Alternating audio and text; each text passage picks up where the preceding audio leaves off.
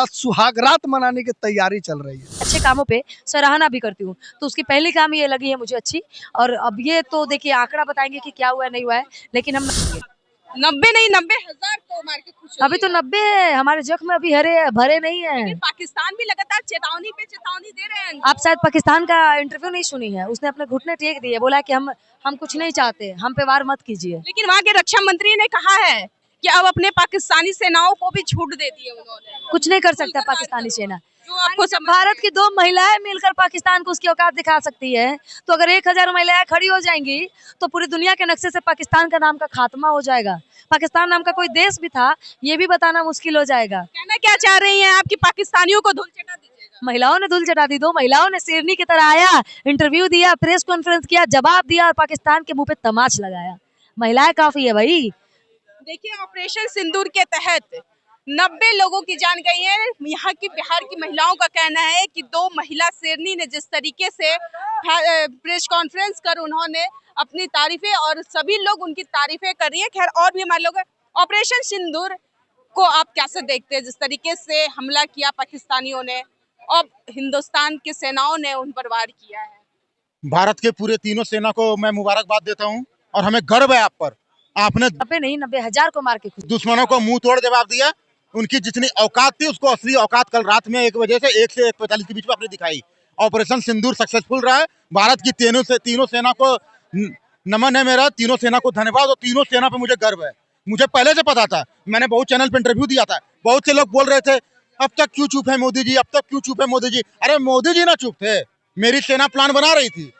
ये बात मैं बहुत से चैनल पे लोग बोले थे मोदी जी क्यों चुप है, 28 लोगों की हत्या हुई। हमें भी अफसोस था, लेकिन मैंने कहा था कि मेरी सेना प्लान बना रही है, सही समय पर सही चाल चलेगी और वो सब मारे जाएंगे। ये 2 कौड़ी का मसूद अजहर हमारे यहाँ का प्लान हाईजैक करके अपने आप को सर समझ रहा था, अभी बैठ के रो रहा है कि मेरे 100 परिवार को इंडियन एयरफोर्स ने मार दिया। अबे तूने जब बमबारी की थी तो उस समय परिवार नहीं थे। मेरी बहन को मार दिया, मेरे जीजा को मार दिया। तुमने कितनों के बहन के सिंदूर उजाड़े थे? तुमने कितनों के जीजा को मारा था?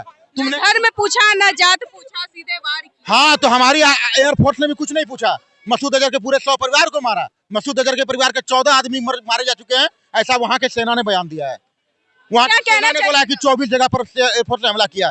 हमारे 28 लोगों की हत्या हुई थी। 24 जगह हमला हुआ तो 280 तो जरूर मरे होंगे। 1 के बदले 10, 28 के बदले 280। जय हिंद। क्या कहना चाहिए? सरकार के द्वारा ऐलान किया गया था, कल ही एक घोषणा किया गया था कि यानी 7 मई को आज मॉक ड्रिल किया जाएगा और एयर स्ट्राइक किया जाएगा, ब्लैकआउट किया जाएगा। वो अभी 7:30 बज रहा है, मॉक ड्रिल हो गया, ब्लैकआउट भी हो गया। हम जनता के बीच में है, इनसे बातचीत करेंगे। मॉक ड्रिल की भारत सरकार ने घोषणा किया था, ब्लैकआउट भी हुआ था, क्या कुछ कहना चाहिएगा? हम तो ऑपरेशन सिंदूर के बारे में बात करेंगे। मॉक ड्रिल हमारे देश में अंधेरा करके, मुझे ये सब चीजों में मैं नहीं मानती, लेकिन जो ऑपरेशन सिंदूर में सिंदूर का जवाब सिंदूर से दिया गया है, हम उसका जवाब का इज्जत करते हैं। हम इज्जत करते हैं उन 2 महिला शेरनियों का, जिन्होंने 2 महिला मिलकर पाकिस्तान को उसकी औकात दिखा दी है। यानी कि जिस तरीके से प्रेस कॉन्फ्रेंस करके उन्होंने ये बताया कि हम 90 पाकिस्तानियों को मार दिए हैं, तो कहने का ये मतलब है कि उन्होंने मेरे 28 जवानों की मार करके सिंदूर छीना था। आज हमारे भारतीय सेना ने लगभग 90 का सिंदूर छीना है उनके पाकिस्तानियों से। अच्छा, आप ऑपरेशन सिंदूर की तो बात कर ली, मॉक ड्रिल पे आप ऐसा क्यों बोल रहे हैं कि हम उन्हें नहीं दिखता है, ब्लैकआउट क्यों मानेंगे? आखिर क्यों नहीं मान? हम इसी चीजों में विश्वास नहीं करते हैं।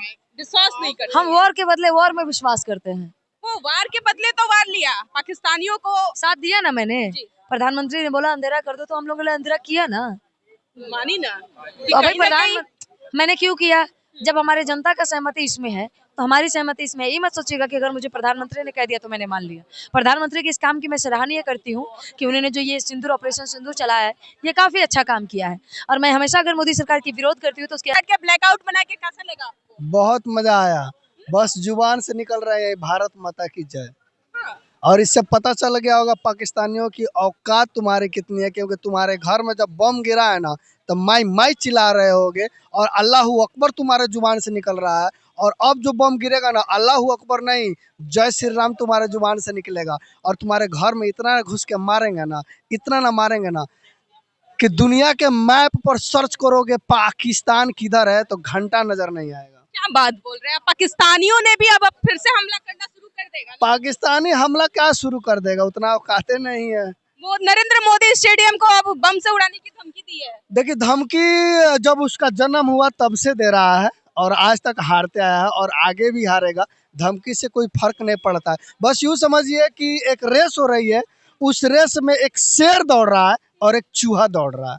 क्या बात बोल रहे हैं, मैंने चूहा और बिल्ली की तो आपका एक छे- चूहा और शेर, बिल्ली नहीं, चूहा और शेर है। जहां पाकिस्तान चूहा है और भारत शेर है। बेटा पाकिस्तान सुन लो, अभी तो सिंदूरदान हुआ है, तुम्हारे साथ सुहागरात मनाने की तैयारी चल रही है।